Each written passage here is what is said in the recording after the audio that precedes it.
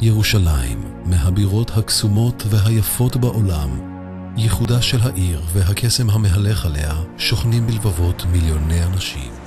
ירושלים של המאה ה-21 היא מטרופולין מודרנית בקנה מידה עולמי. בלב העיר המרכזית והדינמית הזו ממוקם מתחם קריית הלאום, בין היכל הספר בו שמורות מגילות מדבר יהודה לגן הורדים הידוע ביופיו, מהיכל הצדק בו שוכן בית המשפט העליון על עתודת הקרקע היוקרתית ביותר במדינה, בונה קבוצת בית יאיר שכונה של פעם בחיים. יהלום נדל"ן ייחודי זה הינו קרקע לשכונת משכנות האומה. דקת נסיעה אחת מכניסותיה הראשיות של העיר מובילה ישירות לחניון תת-קרקעי משוכלל השוכן במעמקי הפרויקט, הנמצא במרחק הליכה קצר מהתחנה המרכזית ומתחנת הרכבת הקלה המוקמת בימים אלו.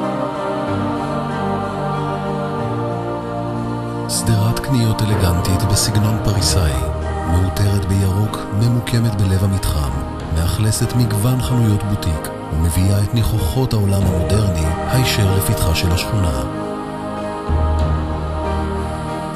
האדריכל סמי טיטו יצר צבע מיוחד לשכונה המתהווה, פנינת עיצוב ואסתטיקה השואבת אלמנטים מהסגנון הירושלמי הייחודי ומושפעת מאפיוני הבנייה האירופאית.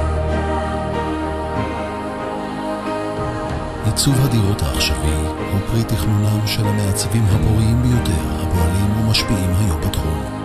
מדירות פאר מרווחות בעיצוב חדשני ומוקפד ועד לדירות שני חדרים מרשימות בגודלן, כולן מצוידות באבזור משוכלל ומפנק על פי סטנדרטים בינלאומיים. משכנות האומה,